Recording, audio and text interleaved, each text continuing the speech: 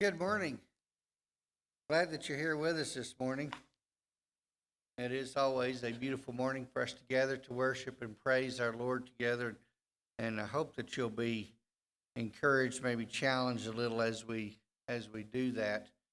Um, I know that I give Mitchell a hard time a lot of times, but Mitchell is a wise man, um, and you know.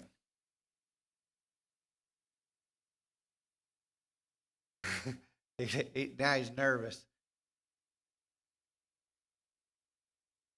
Mitchell can tell you what does it mean, Mitchell, when a preacher looks at his watch? Yeah, absolutely nothing. He's right. Doesn't mean a thing. Doesn't mean anything. See, now we're glad that you're here. We're going to be in James chapter 4, and we're going to close out this section. Uh, and I think this is I've mentioned this before with James. James is not. It's not a book that has. There's no difficulty in translating the Greek to in English. It's not a difficult text for us to understand. And by and large, most of the stuff that we read or if not all of what we read in James, we absolutely agree with. What comes to be the challenge is the application of those things that we see in James. And so James makes a very plain statement of challenging these Christians in the first century to engage in a daily life that looks different than the world. And so he uses in this particular section, we're going to just close out the chapter. So, Mitchell, it's only 4 verses today, so it shouldn't be more than 45 minutes anyway.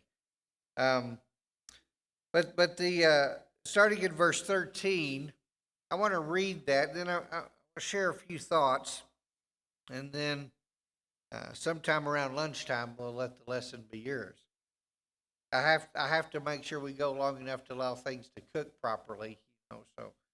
But in verse 13 it says, "Now listen, you who say, today or tomorrow we will go to this or that city, spend a year there, carry on business, and make money, while you do not even know what will happen tomorrow.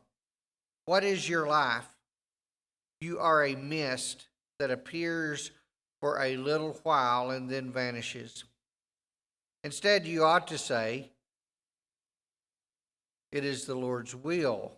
If it is the Lord's will, we will live and do this or that. As it is, you boast and brag. All such boasting is evil.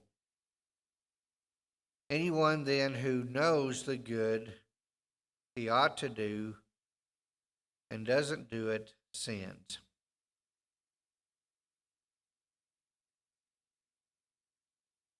Have you ever made plans? I'm my own chaotic mess when it comes to planning because I like to have a plan. I think it's genetic. My mom's here, so she could attest to the need for a plan. But I also procrastinate, which challenges the whole plan process. So I'm kind of oxymoronic there. But have you ever made plans and everything is set and it's just so and then things get all upended? I'm not a poet, but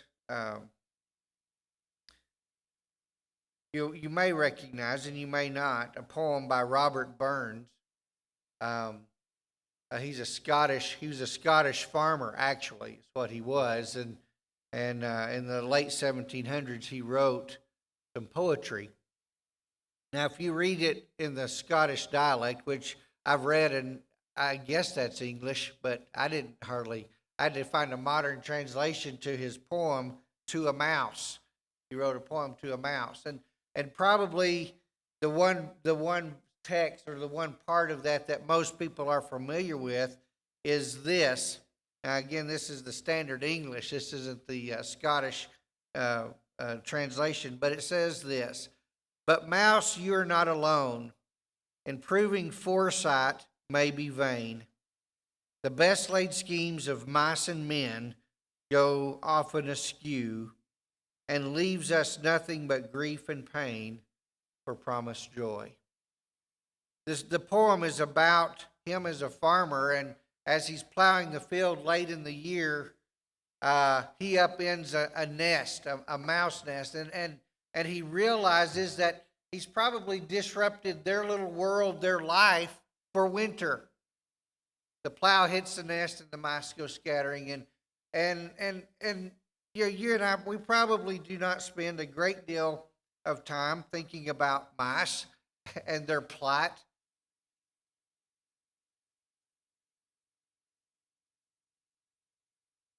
But it's the same for us as people.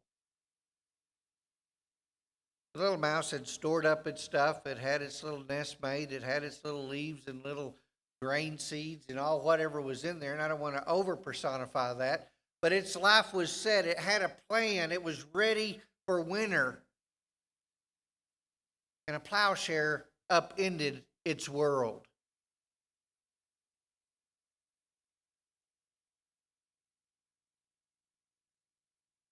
And that happens to us as well. And James is reminding us of the necessary humility of understanding the fragile nature of our world and our lives.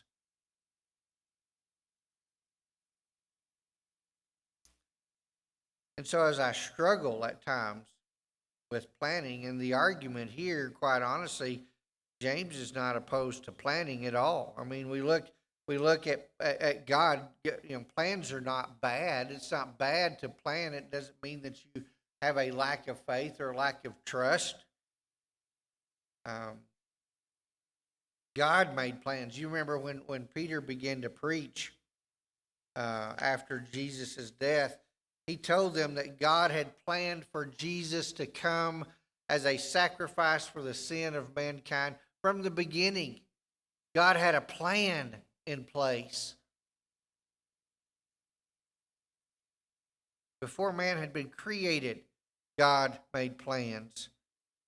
God would tell the Israelites, verse that we oftentimes see on different things, but he would tell the Israelites that he has plans for them, plans to do good, not evil.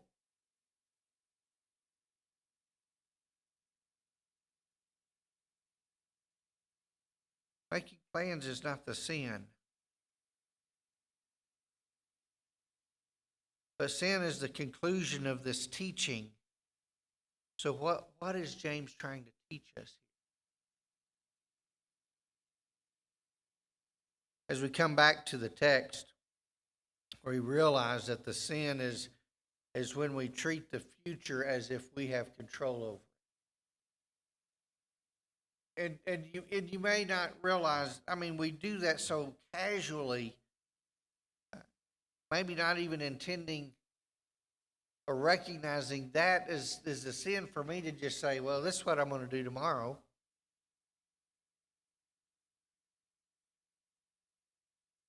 But you see, when I do that, when I act like I have control of the future, in doing so, I minimize the sovereignty of God. God knows what's going to happen tomorrow. I do not. And so that arrogance, that pride, that conceit is what gets us into trouble because we become comfortable in thinking that we can do these things without God. And therein lies the sin. I think I can accomplish anything without God. That level of arrogance will put me at odds with God, and I too, whether good or bad, will find my days upended by a plowshare that I didn't plan for, that I was not prepared for.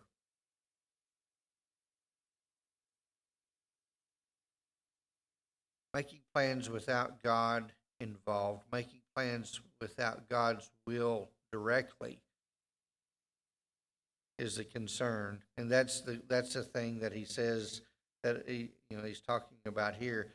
Today or tomorrow, we will go to this or that city, spend a year there. We'll make a little money. We'll go do this. We'll go. Really? I mean, it's okay to plan, but what's missing in that? God's missing from that, and that is the troubling thing. And he reminds us our life is but a mist. I mean, I don't know. I've not done this recently, but you ever used, whether it's an aerosol can or a spray bottle, just shoot that mist out there and watch it.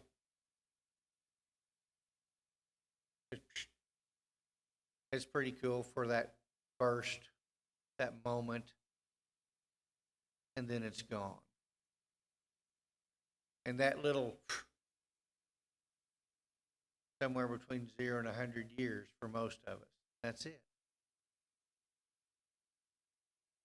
So how can this say that it can control tomorrow? That it doesn't need God because it already has a plan? Jesus would warn about that in Luke chapter 12. He would share a parable about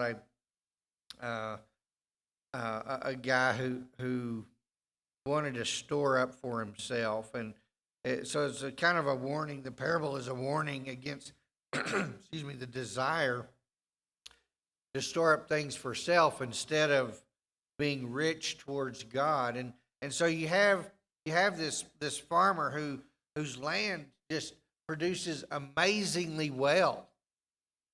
And he's got more than he has the barns to store it in. And he thinks about that for a minute. What should he do? And his idea is to tear down his barns and build bigger ones so he can have more stuff. Jesus ends that parable with the guy dying that very night. Now who has his stuff?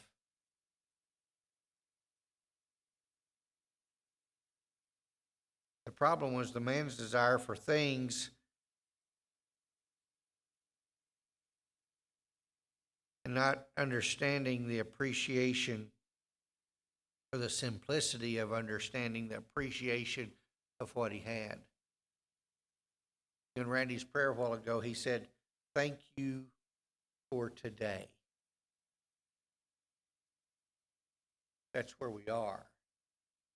That's the gift. But tomorrow we don't know.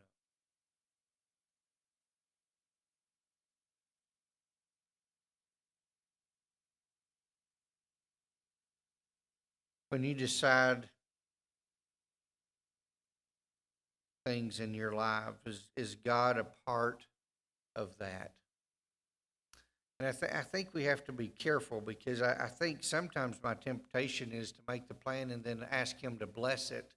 And I'm not so sure that's exactly what James is telling us to do. I think James is telling us, are we in tune with the will of God to the point that his will dictates and directs our plans? That our plans are so intertwined with him at the center that his will is what we plan. And I don't know. In the Sermon on the Mount, it's almost the exact opposite of the situation we have James describing. Maybe it is directly opposite. When Jesus is talking on the Sermon on the Mount about worry, he says, you worry about tomorrow.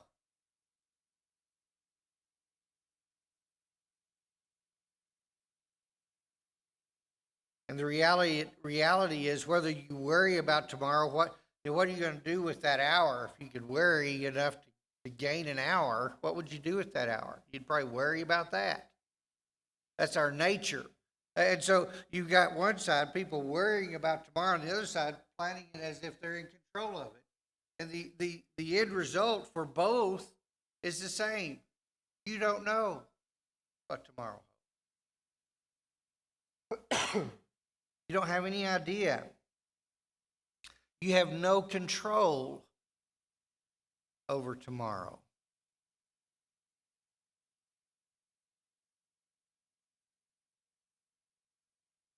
And so James says this is how you need to deal with all of it.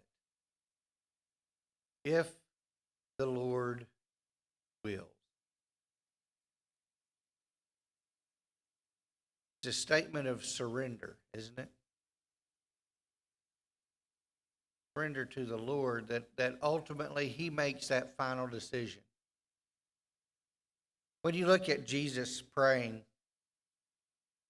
in the garden before He dies, what is His prayer? Lord, if there's any other way for this cup to pass, let's do that. That's my paraphrase. Let's go that way. But He yields in His prayer, and it teaches us a lesson as well. Yet not but my will, but your will be done. When He teaches us to pray in Matthew chapter 6,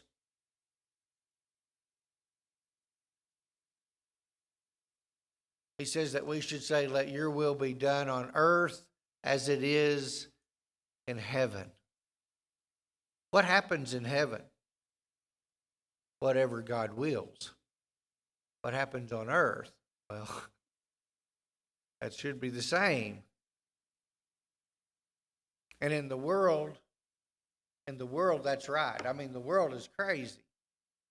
We see a lot of things that are extremely disappointing that have nothing or little to do with the will of God. Sorry, Randy, I didn't plan on using your entire prayer, but it fits here. But that's not here, is it? You know, if there is any place that the will of God should be the same as it is in heaven, on earth, it should be in here with these people, with us. And James is challenging. Remember who he's talking to? He's not talking to pagan unbelievers. He's talking to people who believe in Christ, but they lose sight just like we do. They plan their lives and do their thing as if they're in control. And James said, wait a minute, remember how frail you are. You're just a mist. If you're going to do anything, let it be if the Lord wills. And let everything you do be according to His will.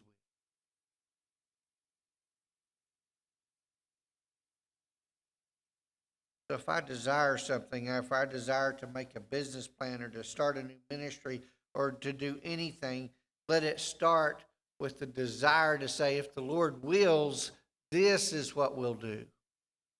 And we'll give Him the final answer as to whether it happens or not. Because we surrender ourselves to Him, humbly acknowledging that we are the created, not the creator.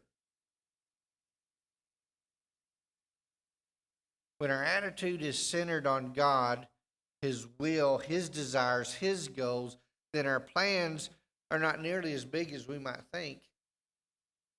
It's always and should be about Him.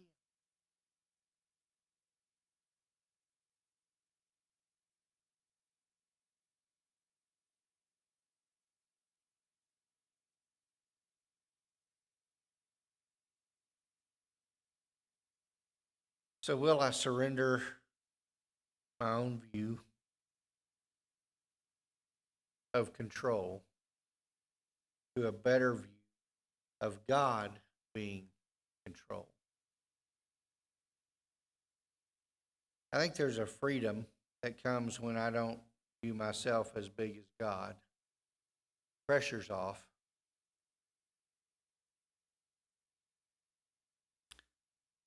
Letting go to God is comforting when I see the works of my own hands and the many failures that are a part of my own hands.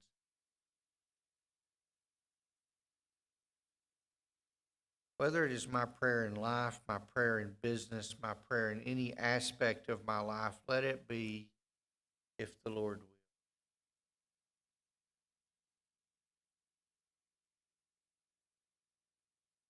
We sing many things about tomorrow I don't seem to understand.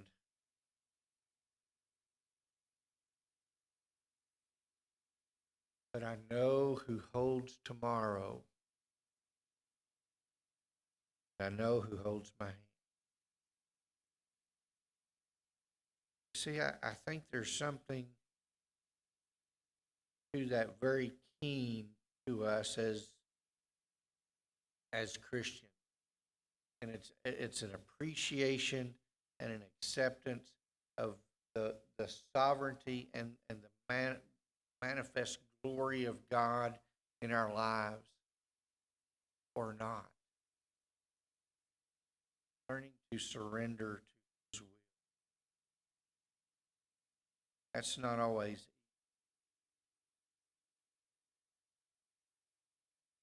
And I think that James makes a good point. If we will verbalize, because sometimes that's the trigger that I need. That's the snap of the rubber band on my wrist that I need to bring me back into reality.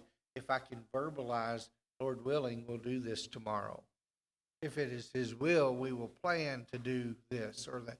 To verbalize that, I need to hear myself say that. Because sometimes I don't, and I think we get lost in that.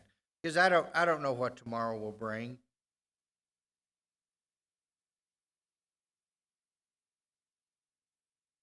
I'm like many of you, I have received that phone call in the middle of the night that changed somebody's life. Called to a house because there was a wreck. The plowshare upended the plant. And Satan is good about jumping in when life gets upended, causing us to question. Now, I'll be honest, verse 17, as we close out this, kind of is its own little verse, but I think it creates an urgency that we can put in the context of God's will here. And so I won't beat you up with the verse, but if we're thinking in terms of God's will,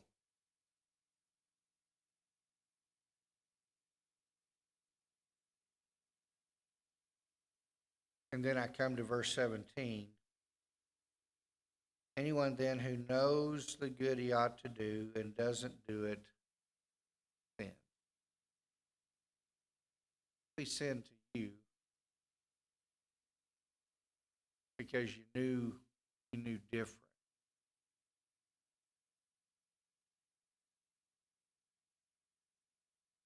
I want to encourage you today as we close.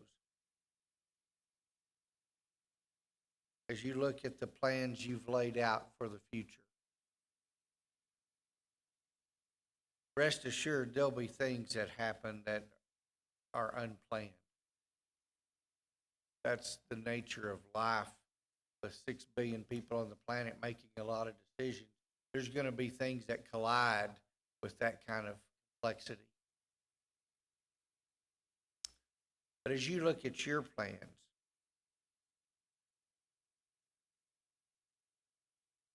where is God's will?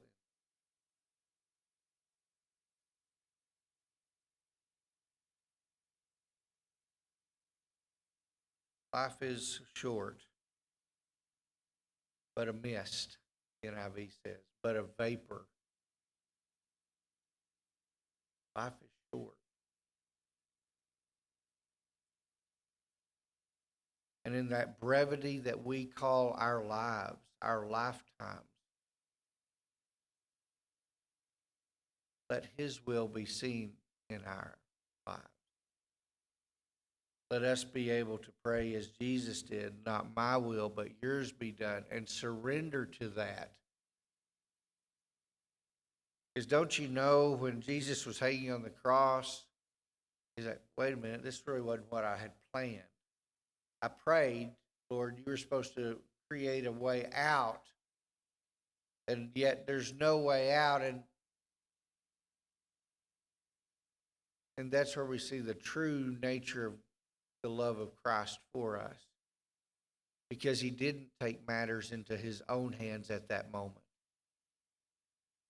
There is no doubt that he could have called legions to wipe out the world. There is no doubt that he could have stepped off that cross without much effort at all. But he yielded to the will of God. Because his intent, his whole life, was to fulfill the will of God. And when we surrender our lives to Christ, surrender ourselves to that. And that is a daily choice and a difficult one for us to make. So my encouragement today is for you to not only look at your plans, but to look at your life and see where God's will is fitting in there. Is it at the center? Is it a passing thought? Maybe I should ask God about this. Or like many, and I think the ones that James is speaking to, it just slipped their minds to even think about having God as the center of their plan. Let God be in your today. Let him hold tomorrow. He'll meet you there. Let him redeem your past. He's already bought it. But as for today, if the Lord wills, we'll continue till he calls us home. And I know that that is his will one day, to call us. However we can help you, I want to encourage you. Who holds tomorrow? God does. Let him. That's simple. Just let him have it. You've got enough trouble today, right? Enough trouble. So I want to encourage you. Thank you. What a blessing it is to be here today. Let's seize this moment to enjoy each other, to walk in his love as we journey towards home together. However we can help you, come now as we